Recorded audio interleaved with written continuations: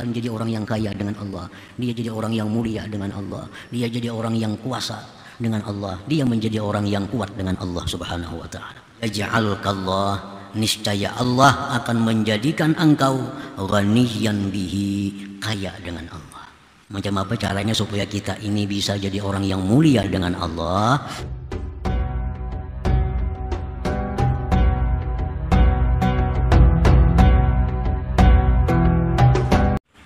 Para muhibbin rahimakumullah.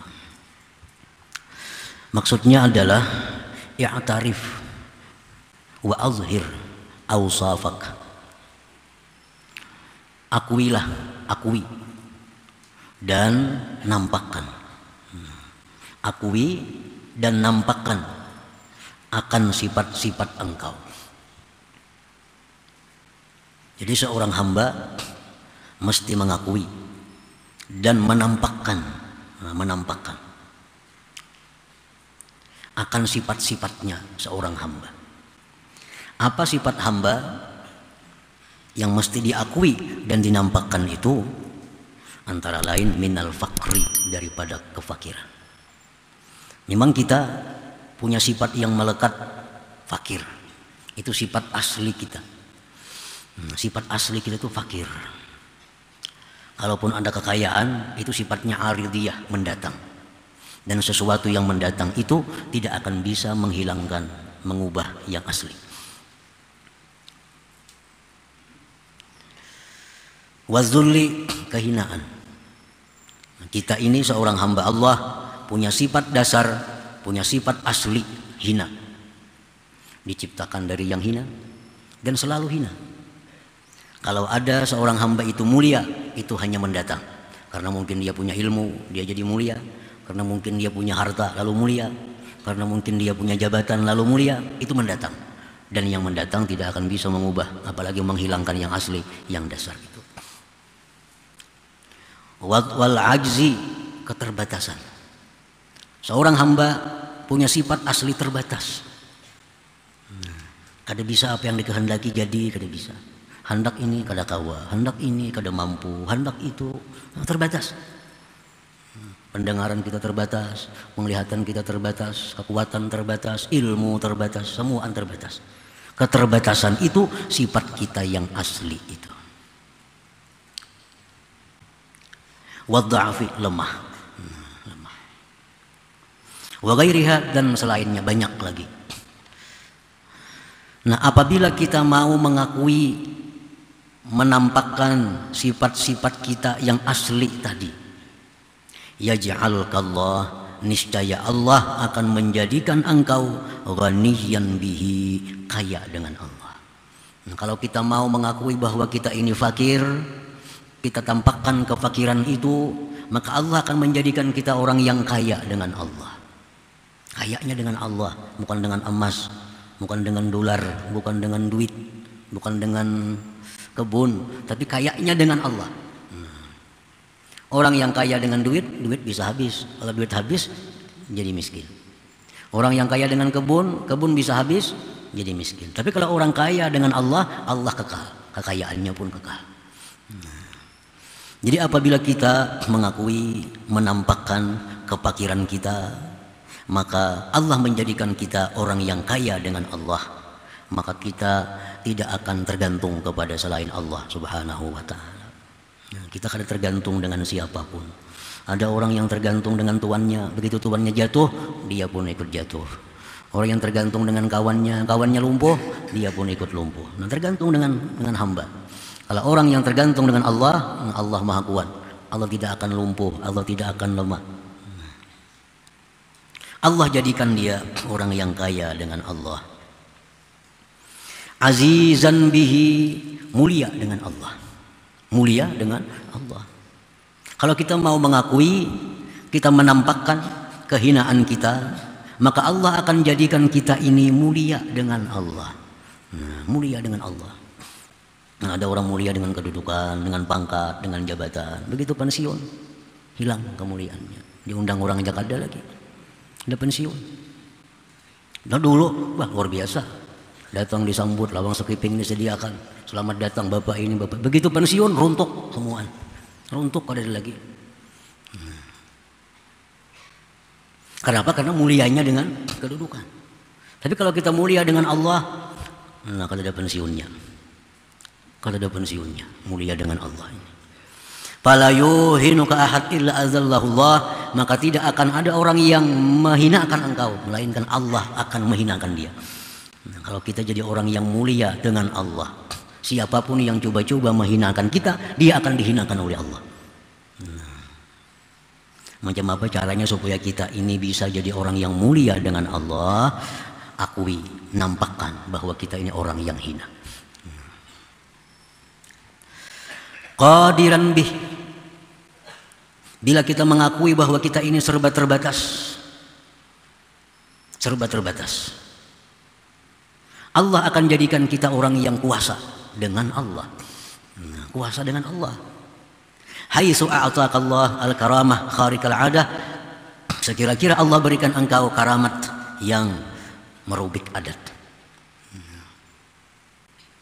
Kalau kita mengakui keterbatasan kita, kita akui, kita nampakkan bahwa kita ini terbatas, Allah akan beri kita karamat yang merubik adat, yang di luar kebiasaan.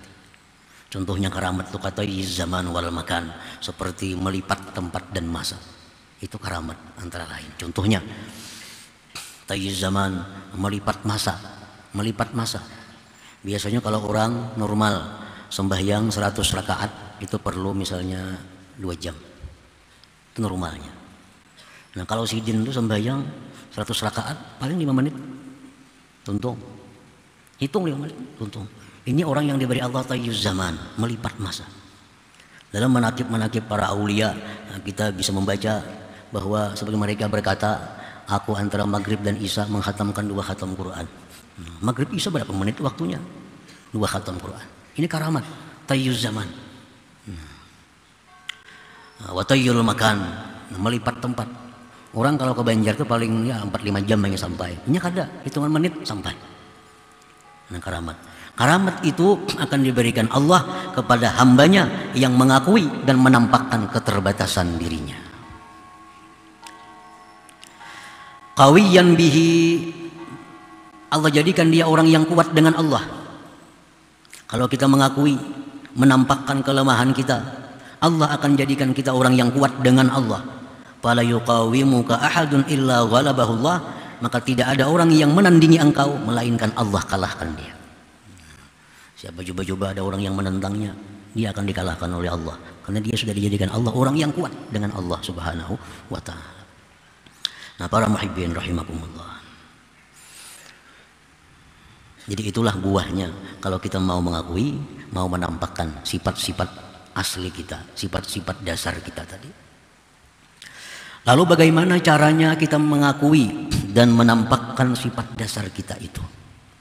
Kita mengakui kita ini fakir, apakah mesti kita habiskan harta kita sehingga kita kada punya harta lagi? Nah, bagaimana caranya kita mengakui menjadi orang yang hina? Apakah kita tanggalkan semua kedudukan jabatan kita sehingga kita menjadi rakyat jelata? Nah, bagaimana caranya kita mengakui, menampakkan sifat kita yang sebenarnya itu? Nah, wadzalikal i'tirab wal izharu bimulazamati ta'ati wa ijtinabin nawahi ma'at tabarri minal hauli wal quwwah al mu'abbari anha bil istiqamah. Bermula pengakuan dan menampakkan sifat dasar seorang hamba itu dengan melazimi taat kepada Allah, menjauhi segala yang dilarang Allah, serta melepaskan itu semua dari kemampuan daya upayanya. Itulah yang dikatakan orang dengan istiqamah. Nah, jadi itu artinya mengakui. Kalau kita ini selalu, ini mulazamah, selalu, kada waktu-waktu kada, ini selalu menjunjung perintah Allah dalam keadaan susah, senang, sakit, sihat, kaya, miskin. Dalam keadaan apapun selalu kita junjung perintah Allah, kita jauhi larangan-larangannya, serta mengitikadkan bahwa itu semua adalah taufik hidayah dari Allah. Nah, kalau itu bisa kita laksanakan, itu namanya kita mengakui bahwa kita ini seorang yang menampakkan sifat kehambaan kita itu. Jadi kada perlu menghabiskan harta, kada perlu menanggalkan jabatan untuk mengakui dan menampakkan sifat kita yang sebenarnya itu. Nah, kalau kita hendak jadi orang yang kaya dengan Allah, hendak jadi orang yang mulia dengan Allah, hendak jadi orang yang kuasa dengan Allah, hendak jadi orang yang kuat dengan Allah, maka lakukanlah istiqamah. Istiqamah, mulazamah artinya selalu taat kepada Allah, selalu menjunjung perintahnya, menjauhi larangannya, serta mengetikatkan itu adalah taufik hidayah dari Allah. Jadi orang-orang yang melanggar hukum Allah itu orang yang tidak mau mengakui sifat kehambaannya. Orang ini berani melanggar hukum Allah. Berarti ini kadang mengakui dirinya adalah hamba Allah. Berarti dia kadang mengakui bahwa dia lemah. Dia kadang mengakui bahwa dia fakir. Dia tidak mengakui bahwa dia hina. Buktinya apa? Dia berani melanggar yang dilarang oleh Allah. Dia berani melanggar. Kalau sejauh-jauh kita membandingkan rambu-rambu lalu lintas, dilarang masuk di sini. Tanda palang itu ada. Kalau kita ini merasa rakyat biasa, merasa orang yang lemah, merasa orang yang hina, kita kadang akan wani melanggar rambu-rambu itu. Coba aja. Mau tangkap orang mana yang bayar duitnya menabus. Mau tangkap orang kayaknya siapa yang membiking ambil sepeda motornya. Coba kalau kita merasa kuat, oh aku duit banyak, bila menangkap pina bayarnya sekian, diambil. Oh aku anak orang mulia, aku orang yang punya kedudukan, bila nangkap aku kawanku ada jenderal, selesai. Jadinya kalau rambu-rambu lalu lintas dilanggarnya. Nah, orang yang melanggar rambu-rambu lalu lintas itu orang yang bisa orang kaya, bisa orang punya kedudukan tinggi, bisa orang yang kuat. Kalau orang yang lemah, rakyat jelata, kada akan bisa, kada akan berani melanggar rambu-rambu lalu lintas itu. Ini tahu risikonya. Nah, demikian hukum Allah. Setiap kita tunduk patuh kepada hukum Allah, kita jauhi yang dilarang Allah, artinya kita mengakui kita ini lemah, fakir, hina, terbatas. Nah, kalau kita berani melanggar hukum Allah, walaupun di mulut kita kadang mengakui, tapi praktiknya menunjukkan kita mengakui bahwa kita kuat, nah, bahwa kita kaya, bahwa kita macam-macam lah, nah, sifat-sifat yang bukan sifat kita. Nah, para muhibbin rahimakumullah, fal abdul mustaqim wal mu'tarif wal mudhhir bi sifatil ubudiyah, seorang hamba yang istiqamah, yang selalu taat kepada Allah, selalu menjauhi yang dilarang oleh Allah, itu sebenarnya hamba yang mengakui, yang menampakkan dengan sifat-sifat kehambaannya. Jadi artinya kalau kita hendak jadi orang yang fakir, ya kada perlu menghabiskan harta sehingga fakir. Kalau kita hendak jadi orang yang hina, kada perlu kita menghinakan diri dan menanggalkan segala jabatan. Jalankan seluruh perintah Allah, jauhi yang dilarang Allah, kita akan jadi hamba yang demikian. Jadi hamba yang mengakui kehinaan kita, kelemahan kita, kefakiran dan keterbatasan kita. Fayambagi 'alal 'abdi an la yahrisa illa 'alaiha wa la takuna lahu himmatun illa bil wusuli ilaiha. Maka semestinya atas seorang hamba tidak ada keinginan melainkan atas istiqamah itu. Mestinya kita kepingin dapat yang namanya istiqamah itu. Selalu taat kepada Allah. Dalam keadaan susah, taat kepada Allah. Dalam keadaan senang, tetap taat kepada Allah. Dalam keadaan sakit, taat kepada Allah. Orang kadang-kadang bila sakit itu hilang keseimbangan agamanya. Nah, karena sakit, ini bisa melakukan hal-hal yang dilarang oleh Allah. Karena sakit, maka ada sembahyang. Padahal ada aturan sembahyang orang sakit. Ada aturannya. Kalau sudah sakit, dah ada sembahyang lagi dah. Nah, padahal orang sakit itu ada cara sembahyang. Bagaimana sembahyang orang yang sakit?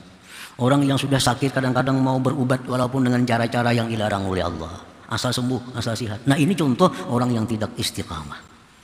Orang istiqamah dalam keadaan sehat, dalam keadaan sakit, dia tetap di jalan Allah Subhanahu wa taala.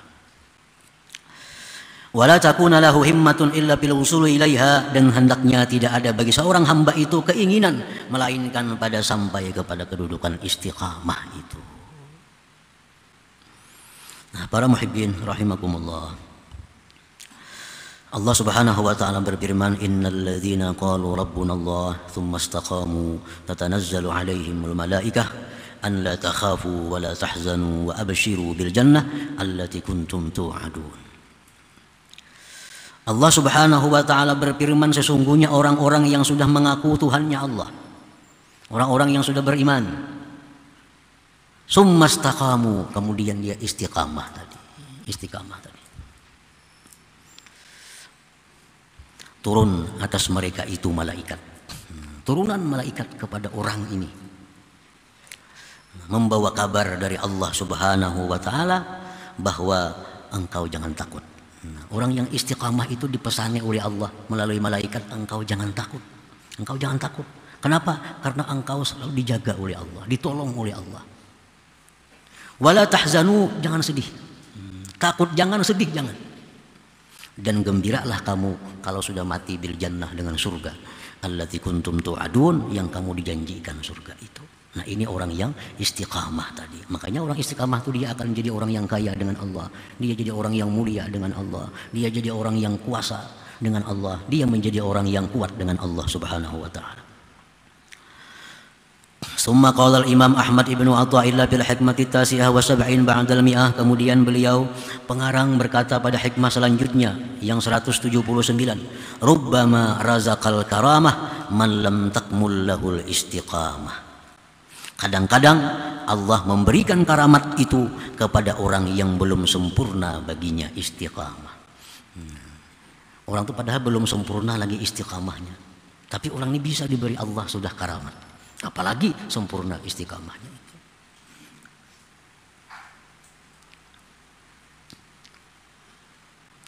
Al-karamah hiya amrun khariqun lil 'adah azharahu Allah ala yadi man arada ikhtisasah min ahli ta'atih.